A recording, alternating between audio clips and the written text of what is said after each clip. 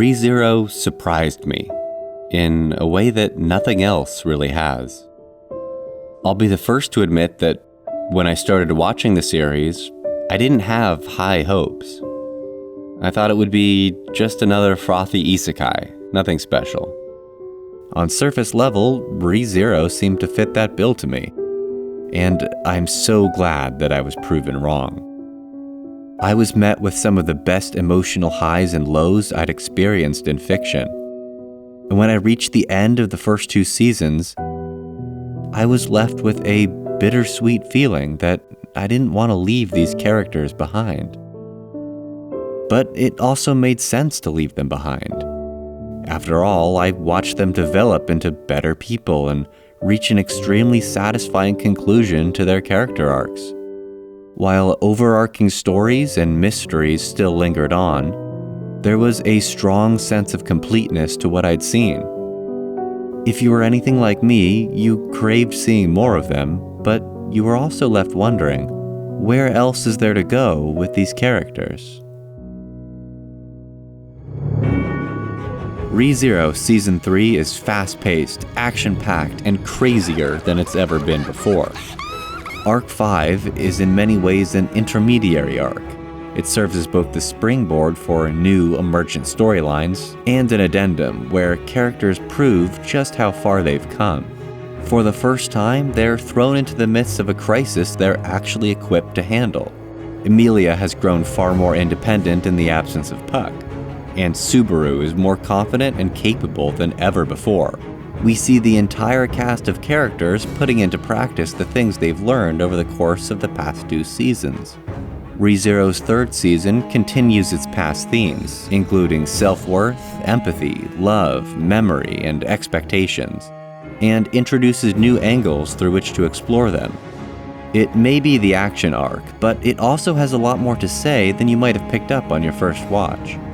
Now then, let's open up our gospel and analyze the scripture of Season 3 and the currents that carried us here.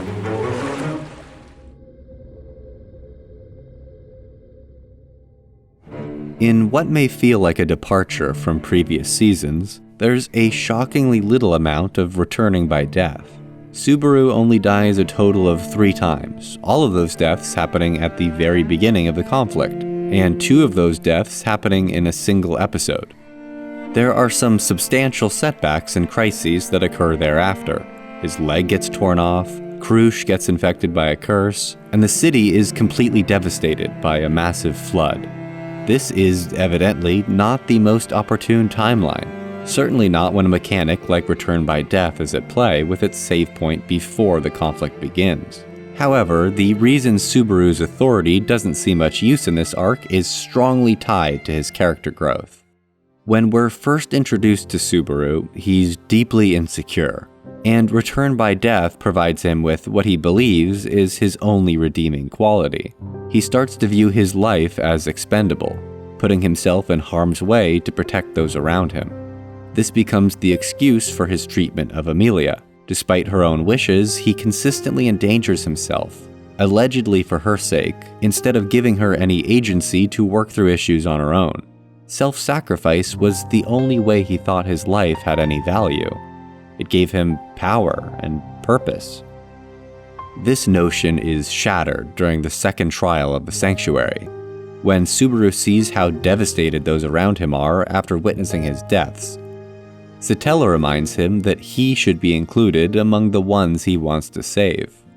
It isn't until his altercation with Otto that he realizes how else he can overcome these obstacles without Return by Death. Trusting and relying on his friends instead of taking on all the burdens himself. If you didn't pick up on it, Subaru doesn't die in the second half of Season 2 either. This new understanding of the value of his life and trust in others empowers him to continue on and succeed. It makes sense then why, a year later, Subaru doesn't rely on Return by Death to overcome the witch cult attack on Priestella. But old habits die hard, and when disaster first strikes, Subaru is initially reluctant to rely on his friends, particularly Emilia. He briefly reverts back to his old ways of trying to take on the burden himself, despite his previous attempt leading to his demise.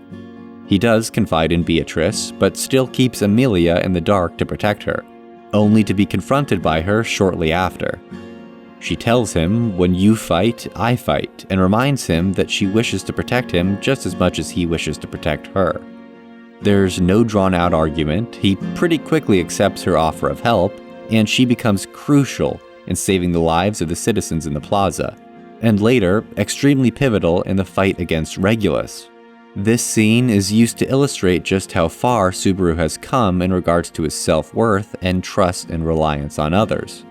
Letting Amelia be put in a dangerous situation like this is something that would have been unthinkable to the self-sacrificial Subaru of the past, who recklessly took on issues without the input or approval of those he claimed to be doing it for.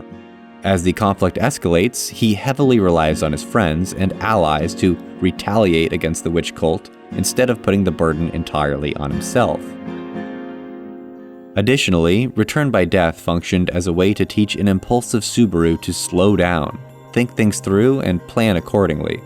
Subaru can now accomplish this without relying on Return by Death, best exemplified in the fight against Regulus, where he meticulously develops plans to circumvent his invulnerability without resorting to sacrificing his life for intelligence gathering.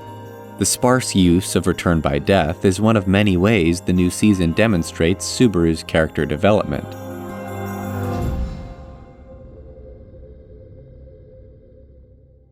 The way Season 3's story unfolds may have felt different than what you were used to, and it all has to do with point of view. Subaru starts off the series as a boy inflicted with main character syndrome. He laments that the world doesn't cater to him and his high expectations, and his early interactions with the people around him display a flagrant disregard for their personhood. In their very first encounter, he calls Beatrice an NPC, for example. In these early arcs, the point of view is restricted nearly exclusively to Subaru.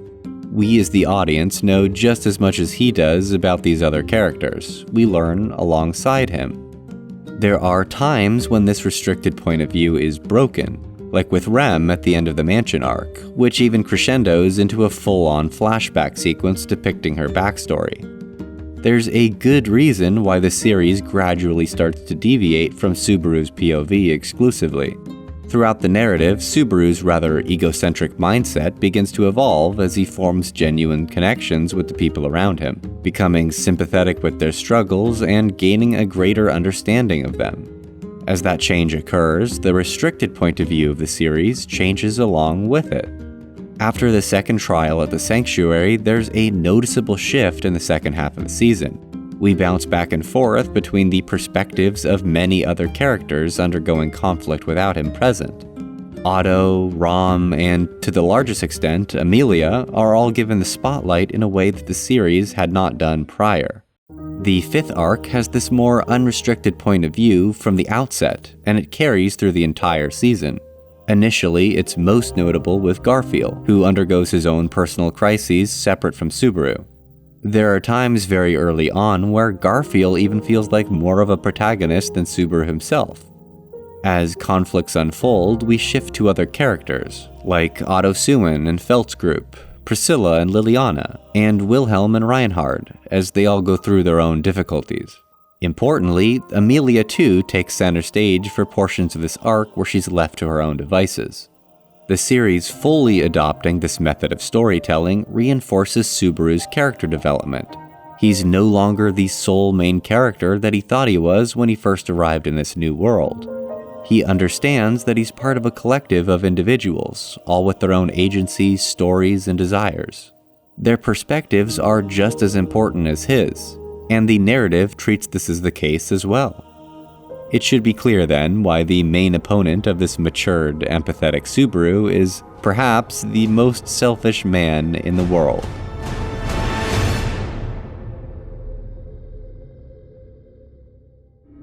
The Sin Archbishops of the Witch Cult play a crucial role in ReZero's narrative, twisted foils for Natsuki Subaru.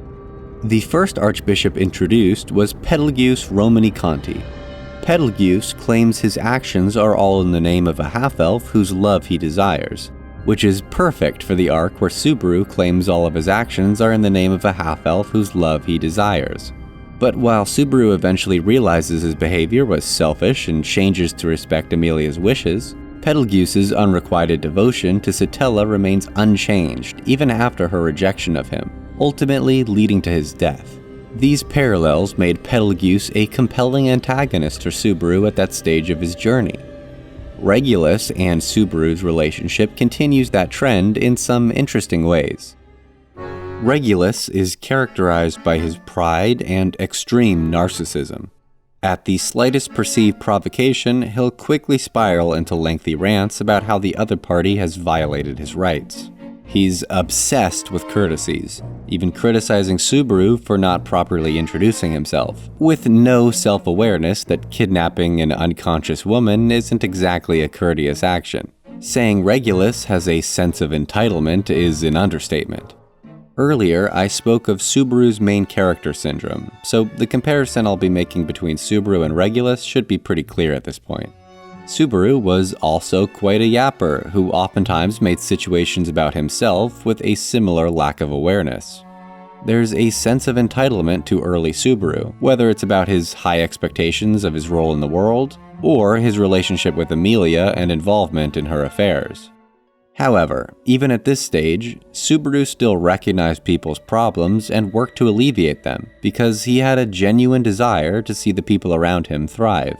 That's what the divide is between these characters: empathy versus egocentrism. In fact, Subaru specifically speaks about wanting to see the people around him smile, which directly contrasts with Regulus explicitly banning his wives from ever smiling. That brings us to the next major division: respect versus objectification. Subaru's behavior towards women is an important part of the early arcs. As I discussed earlier, Subaru's self-centeredness often caused him to overlook the personhood of others, which deliberately includes mostly women in these early arcs, where Subaru consistently views them as parts of his fantasy or damsels in distress he needs to save. He proclaims that men are about guts and women are about beauty. He tells Rem that she and her sister should dress up nice and look cute, and he often acted in a way that, even if it wasn't deliberate, denied Emilia her autonomy. Regulus collects women like dolls with zero regard for their autonomy, stripping away their identity by reducing them to a number and forcing them to look the way he wants them to look, purely for his own selfish reasons. Subaru idolizes Emilia and builds up an image of her in his head as a perfect angel. Regulus idolizes Emilia as much as a narcissist can idolize someone else, because of her virginity, what he creepily sees as her purity of both body and mind. Ugh. Throughout the course of Arc 3 and 4, Subaru learns that his place is beside Emilia instead of in front of her, while Regulus makes his wives center their entire lives around him. As one of his wives succinctly states, "If we act at our own discretion without his blessing, we will incur his wrath."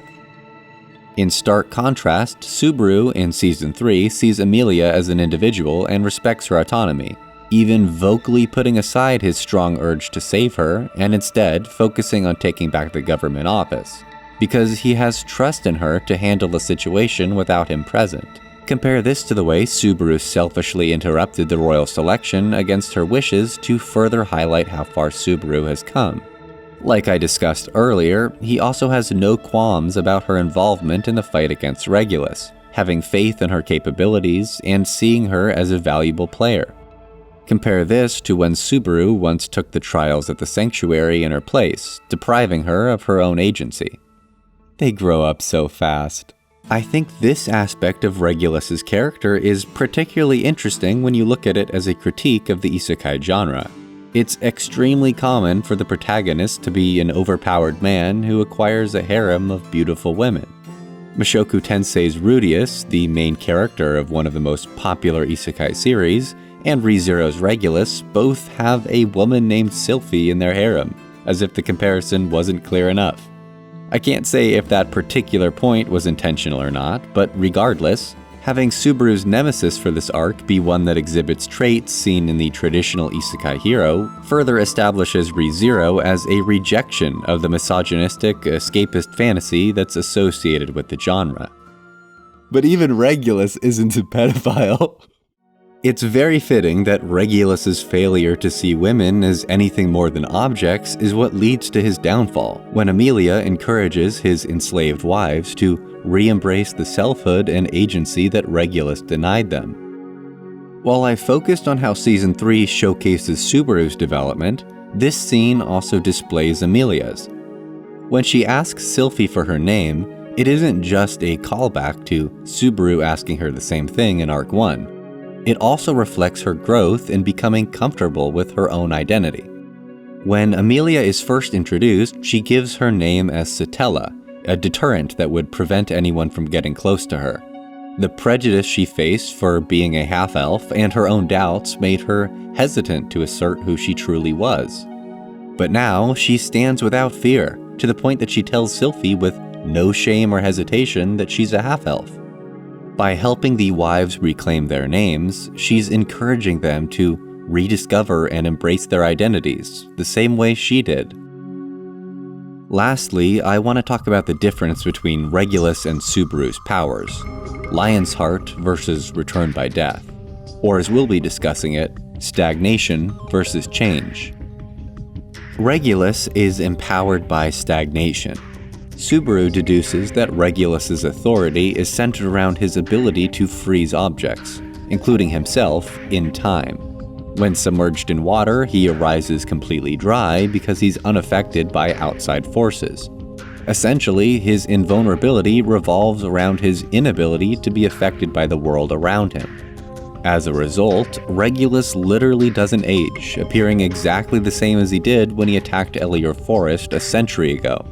His stagnation stretches beyond just his powers and informs his entire worldview as well.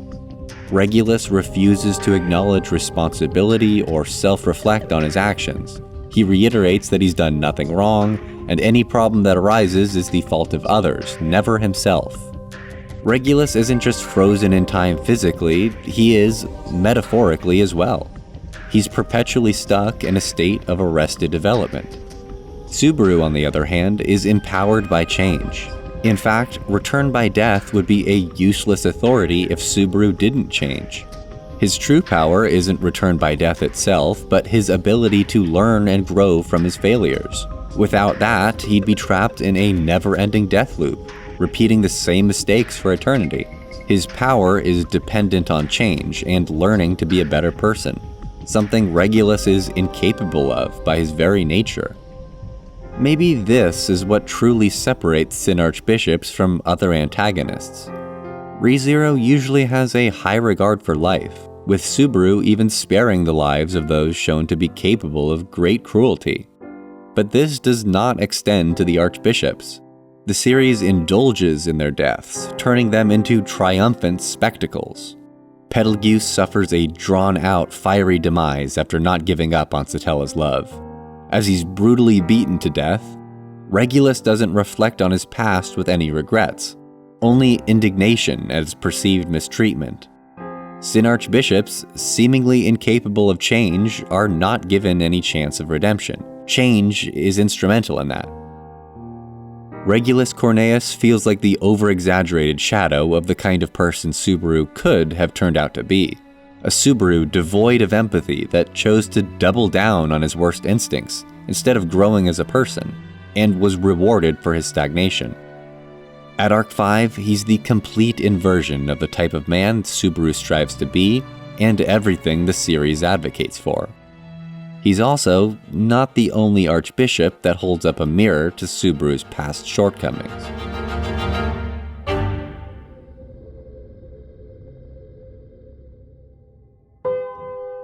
At this point, it shouldn't be a shock to say that ReZero is about love. About the healthy way to love. About how to express your love for others. About how to love yourself. The Archbishops of the Witch Cult all have their own twisted ideas of love, something we're clued into all the way back in the introduction of Betelgeuse in Season 1. Season 3 introduces Sirius Romani Conti, the Sin Archbishop of Wrath. She's the self-proclaimed wife of Betelgeuse who is just as much obsessed with love as her alleged husband. Sirius believes that love means becoming one with others, understanding each other completely in order to be united. She achieves this through her authority of wrath, which allows her to transmit and amplify thoughts, feelings, and emotions to others. To her, this melding of minds brings about unity. Everyone understanding each other, working hand in hand, true love. Of course, the actual result of this is a horrifying feedback loop of negative emotions and a complete loss of individuality. A central part of Subaru's journey throughout ReZero has been his difficulty forming and maintaining relationships. Subaru wants to develop bonds with others, but being an insecure teenage boy, he struggles to achieve them. He often overcompensates, attempting to force relationships and latching onto others in a desperate bid for closeness. This is one of the key purposes Return by Death serves in the early arcs. When timelines where he made strides in his interpersonal relationships are erased, it only heightens Subaru's struggle to connect with others. His inability to even communicate his authority serves as another barrier that prevents others from understanding him and his motivations. While Sirius's authority melds minds and connects them in an effort to bring about understanding, Subaru's authority distances himself from others and makes connections even more difficult for him. By the end of the first season, however, he's no longer trying to brute force a relationship with Amelia, instead allowing one to naturally develop, and he's become much stronger at forging connections by understanding the other party's motivations, instead of focusing solely on his own. Ironically for Sirius, who desires understanding through unity, the witch cult are not united in their goals in the slightest. In fact, we find out she hates the Witch of Envy, meaning even her alleged husband and her weren't on the same page. The Sin Archbishops despise each other and only focus on themselves, not only not understanding each other, but not even attempting to. On the contrary, Subaru has grown to be great at uniting people. Subaru and Amelia have built up a large coalition of allies, even reaching across the aisle to opposing camps. But unlike with Sirius, these connections are based on trust, mutual respect, and empathy. Something worth noting is that in addition to the Japanese name for the constellation of Pleiades, Subaru means unite in Japanese. Very fitting. It's not Subaru who defeats her though, as the task is up to Priscilla Bariel, the royal candidate, and Liliana Masquerade, the songstress. Liliana and the power of her music to reach people's hearts provides an excellent antidote for Sirius's authority. Notice how the song she performs is one based not on recounting the stories of others, but on her own experiences. She indulges in her own individuality to restore the individuality of others. On the flip side, Priscilla's heart is so tightly closed it seemingly makes her immune to Sirius's authority. She's a perfect counter to an archbishop who strips away individuality because she's so uncompromising in remaining herself. In the battle, she also provides a strong rebuttal to Sirius's ideology, arguing that love is tolerantly accepting another, despite your differences. It's a statement that feels surprisingly empathetic and understanding for Priscilla, who usually acts pretty heartless and selfish. But this arc gives us the inclination that there's more to her character than she outwardly presents. Sirius is the personification of Subaru's past struggle to connect and be understood by others, and her defeat at the hands of Liliana and Priscilla, much like how Regulus was defeated by his wives, demonstrates that love isn't achieved by forcing unity and compliance, but by embracing others' individuality.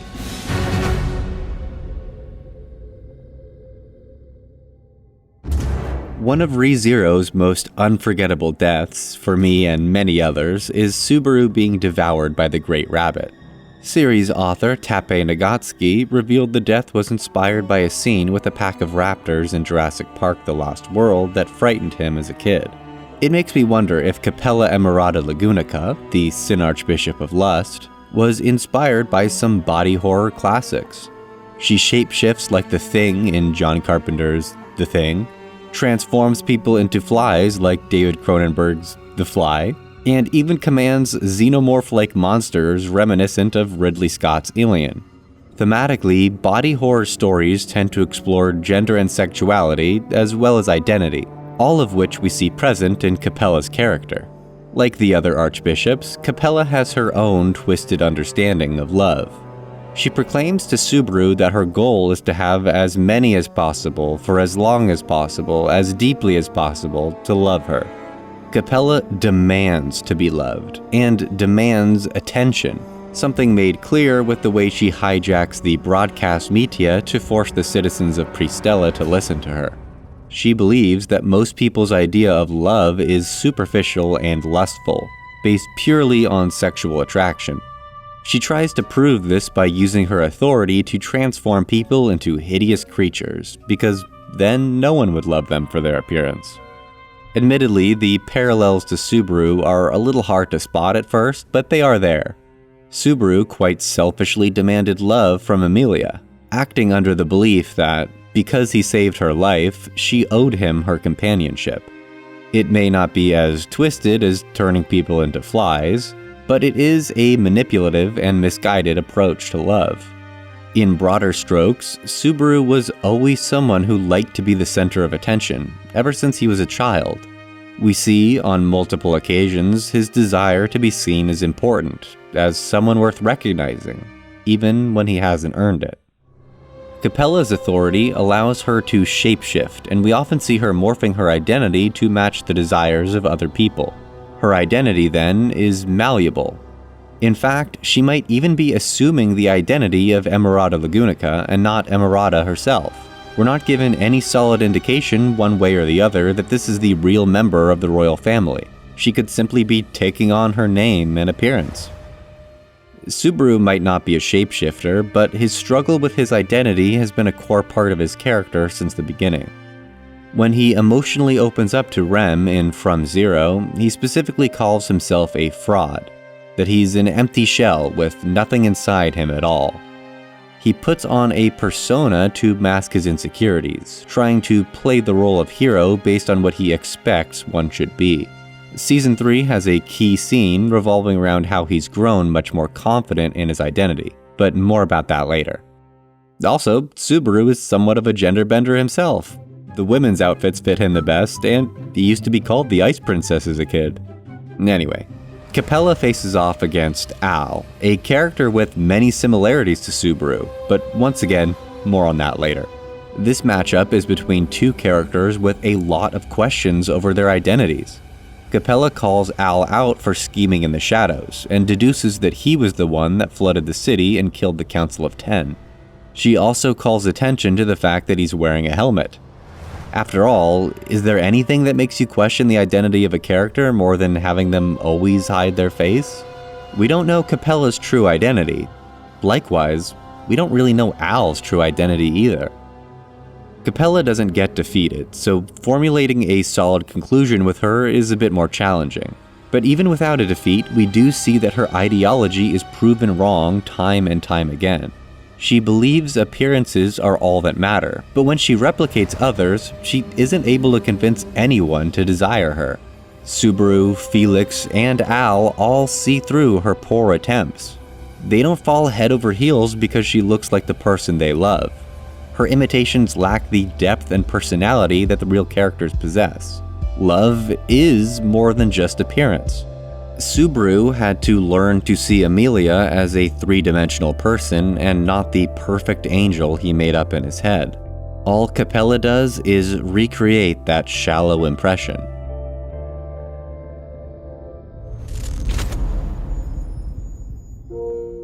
Memory is another way that ReZero likes to explore identity, and judging by the never-ending stream of Who's Rem jokes, one of the most impactful. Even before the Archbishops of Gluttony arrive, this season explores the theme of memory with Garfield. Under the impression that his mother died when he was very young, he's shocked to find her still alive in Pristella. But she's not really his mother anymore. She has a new life, a husband and children, and no memory of Garfield at all. Garfield bears the burden of remembering the woman his mother used to be. with many of his scenes directly echoing the anguish that Subaru went through when undergoing similar, painfully isolating experiences centered around memory.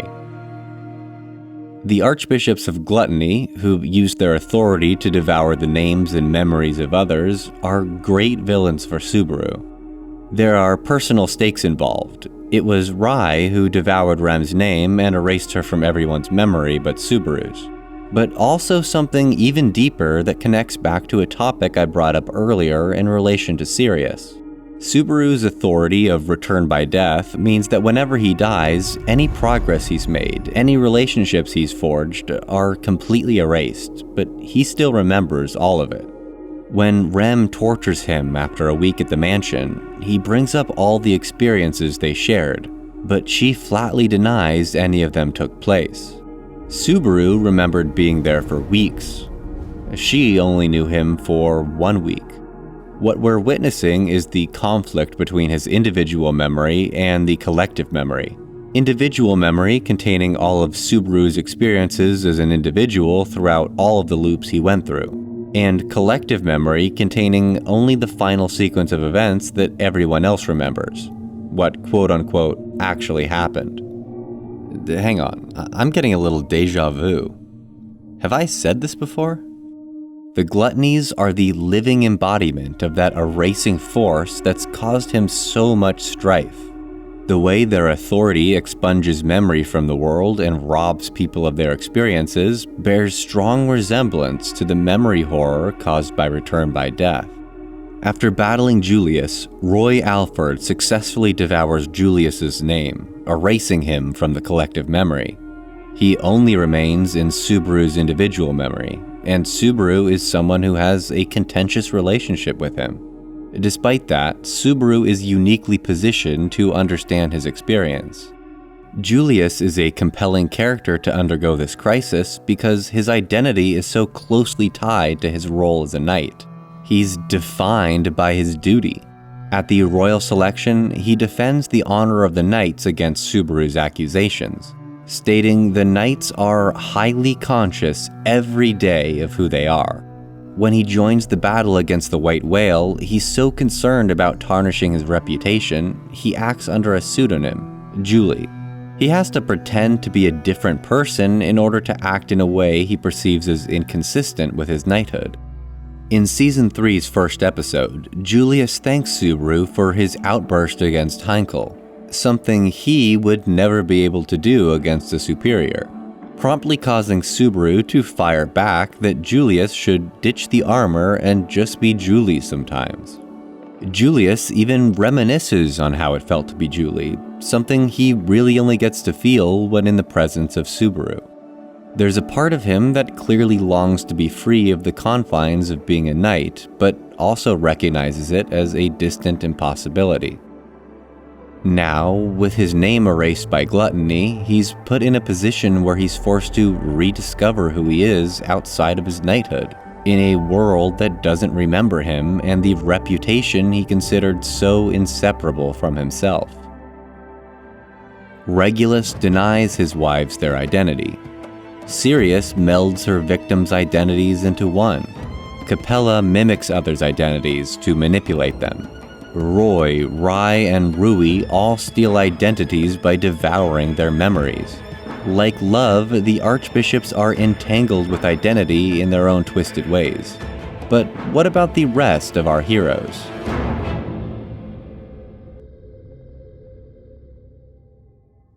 ReZero isn't just a series that plays with audience expectations, but it's also fundamentally centered around expectations themselves. Back on Earth, Subaru felt like he lived in the shadow of his accomplished father, making him extremely insecure in his own abilities.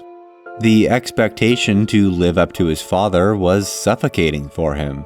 But when Subaru arrives into a new world with a blank slate, he still creates expectations for himself and ends up feeling powerless when he can't achieve them.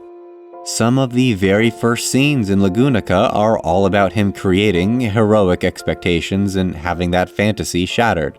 By Season 3, the expectations for Subaru are no longer set by himself. Now, the people around him have high expectations of him, but these are based on his actual deeds. Not the deeds of his father, not imaginary ideals, but rather the long list of achievements he's racked up in his time there. When the time comes to give a rousing speech to ease the nerves of the citizens of Preamble, they turn to Subaru. Well, all except for Al, who tries to dissuade Subaru from taking up the mantle of hero, warning him about the consequences that come along with what he calls heroic delusions. In many ways, this scene feels like the inverse of the conversation Rem had with Subaru, but ultimately achieves a similar result of strengthening Subaru's resolve. Al and Subaru's discussion provides a really interesting contrast in their perspectives. Like Subaru, Al is also a knight, the attendant of Priscilla Bariel. But despite his position, he seems to know a lot more than he should. Him and Subaru both possess knowledge about witches, with Al being aware of details like Typhon's death and the authority of Gluttony. And he sure has a lot to say about what dying feels like for a guy who's alive. What this implies to me is that Al is more involved in the world than he lets on, and that's because he's chosen to take on an entirely different role than Subaru. In Arc 3, Priscilla calls Al by his full name, Aldebaran. It's the name of a star, and it means the follower in Arabic. Quite a bit different from Subaru's meaning of unite. The uniter is an active role. The follower is a passive role. Like Capella pointed out, Al likes to scheme in the shadows.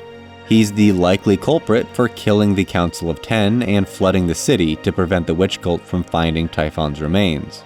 His helmet hides his identity, and he makes sure no one sees him without it. He serves Priscilla, but even she thinks he's shady. He may turn out to be a major player, but presently he's chosen to act discreetly.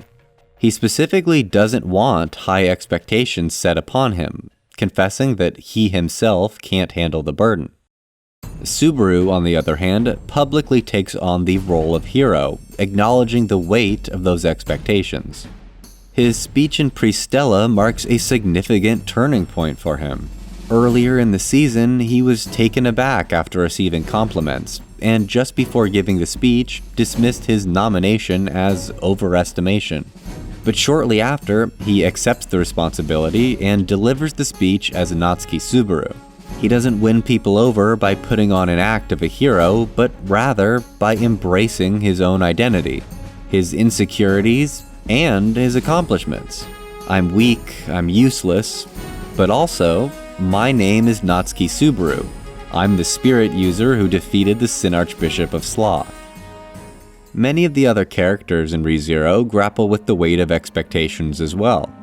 Liliana struggled to live up to the heroes she sang about in her performances, feeling like a fraud in comparison. She only found success after incorporating her own experiences into her music, instead of simply recounting the tales of those she lived up to.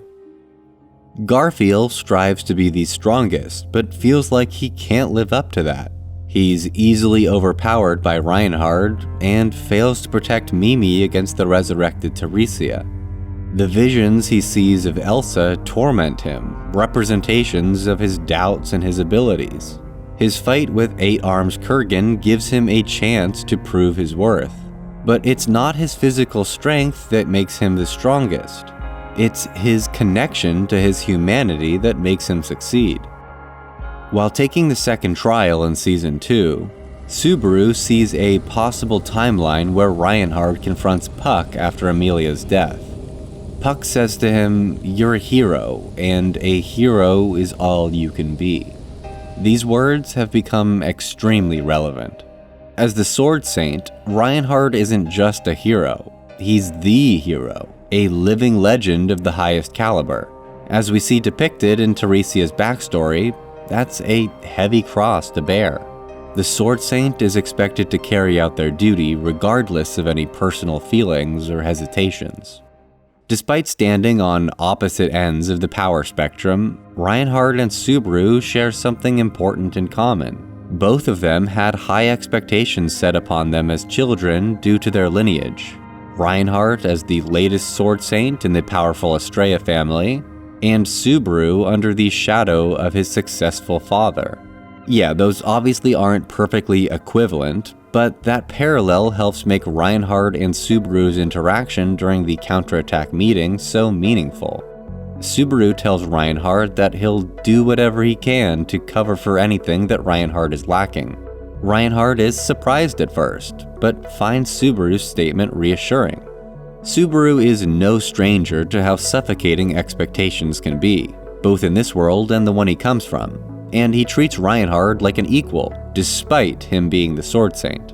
His words are an acknowledgement that there are things even Reinhardt can't do. We also see a twist on this dynamic with Felt, who frequently talks down to Reinhardt in ways a normal person wouldn't do to someone of his reputation. Subaru and Felt both ignore the high expectations set for him and treat him like the man he is, a man with shortcomings just like everyone else, and not the legend he's seen as. It sure would be nice for Reinhardt if he went through the same arc that Subaru did, finding a way to balance his insecurities with the heavy expectations of being a hero. But unfortunately, quite the opposite happens for him. When his grandmother Teresia is revived as a corpse soldier, he carries out his duty of killing her with an alarming lack of consideration, despite the pleas of his family. For once, his sword has deemed someone worthy, so of course it's his responsibility as the sword saint to strike her down, right? That's what the job calls for.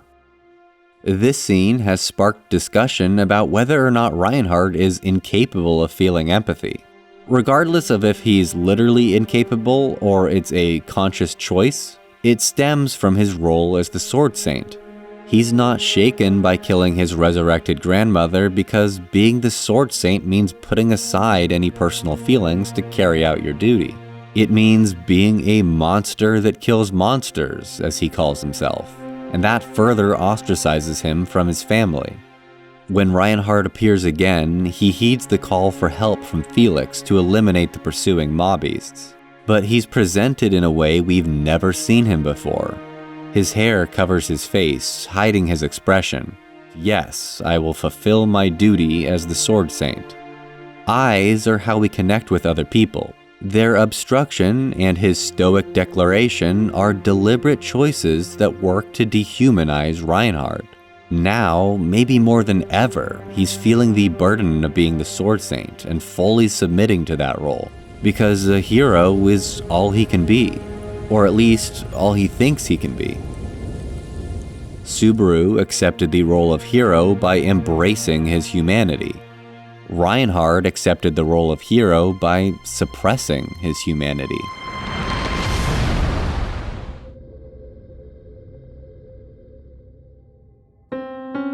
Where else is there to go with these characters? That's the question I asked myself when I finished the first 2 seasons, and the one I posed at the beginning of this video. Season 3, the 5th arc, was ReZero's answer. It wasn't the same emotional roller coaster as what came before it, but it was different in a very necessary and important way. This was a video on Season 3, and yet I spent a lot of time in this analysis discussing the previous 2 seasons. Not just because they're so dear to me, but because they're instrumental in understanding the purpose of this one. It's a season of then and now, the payoff of everything that was built up to. In film, the idea is often to end early and let the audience fill in the blanks. That's what the end of Season 2 did. It gave us the feeling of completion without actually showing what comes next. But for a long-running series like ReZero, implication isn't enough. We need to see these characters at their height, not just imagine it. Season 3 is an essential turning point in the journey of many of the main characters. For the first time, they're not struggling just to stay afloat. They've reached, at least for now, their zenith. They've gone from zero to hero. The tide has turned.